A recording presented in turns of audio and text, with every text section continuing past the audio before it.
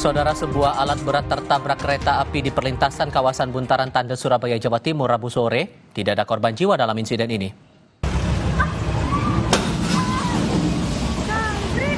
Visual ini menunjukkan detik-detik saat sebuah alat berat tertabrak kereta tujuan Surabaya yang sedang melintas di perlintasan tanpa palang pintu resmi kawasan Buntaran, Surabaya, Jawa Timur. Dalam rekaman video, forklift berhenti tepat di perlintasan kereta, diduga karena roda tersangkut batu.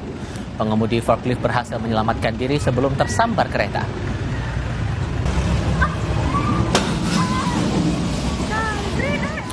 Tabrakan keras membuat forklift terpental dan rusak parah. Akibat insiden ini, kereta Ambarawa Express dari stasiun Poncol Semarang tujuan stasiun Surabaya Pasar Turi terhenti. Lokomotif kereta rusak parah dan harus dilakukan penggantian sehingga membuat kereta Ambarawa Express terlambat hampir 90 menit.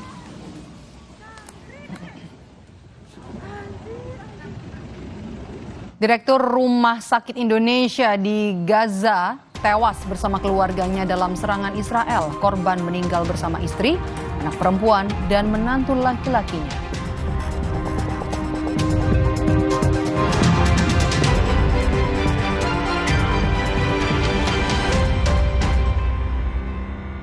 Saat aktivitas padat, saatnya level up. Minum